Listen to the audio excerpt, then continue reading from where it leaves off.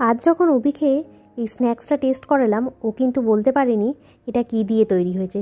সুজি বলেছে, ময়দা বলেছে, কিন্তু স্ন্যাক্সটা যে আলু দিয়ে তৈরি হয়েছে ও কিন্তু সেটা ধরতে পারেনি। তো চলুন দেখে নেওয়া যাক আমার আজকের এই রেসিপি।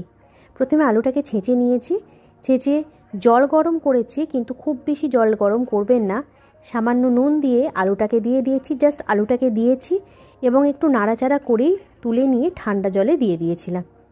এরপর সেখান থেকে তুলে নিয়ে একেবারে হালকা হাতে আলুটাকে কিন্তু জল বের করে নিয়েছি, কারণ মেন দরকার কিন্তু আলুটা শুকনো থাকা, শুকনো শুকনো করে রাখতে হবে, ভিজে রাখলে হবে না।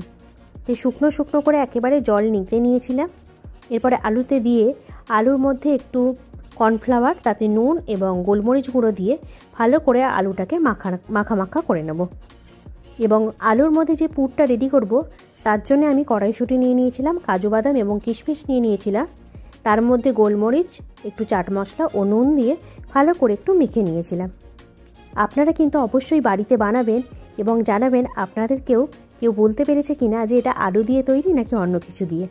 ভীষণ টেস্টি হয়, বাচ্চাদের জন্য খুব ভালো একটা স্ন্যাক্স, সন্ধেবেলার জন্য তো খুব ভালো লাগে এটা, আর খুব চটপটা খেতে হয়।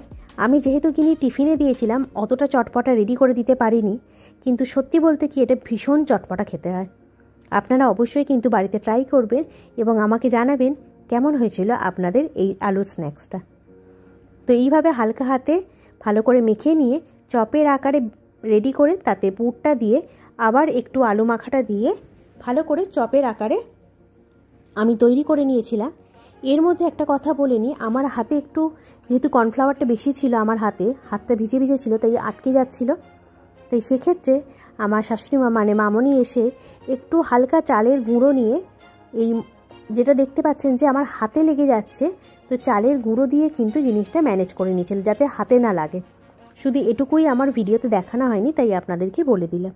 এবং চেষ্টা করবেন ঠিক সিমেও নয় আবার খুব জোর বড় ফ্লেমেও নয়, একদম মাঝারি ফ্লেমে দিয়ে কিন্তু জিনিসগুলোকে ভেজে নেওয়া।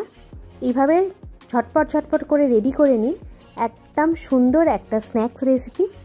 অবশ্যই কিন্তু ভালো লাগলে ছোট্ট করে একটা লাইক দেবেন এবং বিশ্বাস করুন ঠিক রেডি হতে সময় লেগেছে 10 মিনিট, বেশিক্ষণ টাইম লাগবে না, খুব ইজিলি এবং ভীষণ তাড়াতাড়ি রেডি হয়ে যায়।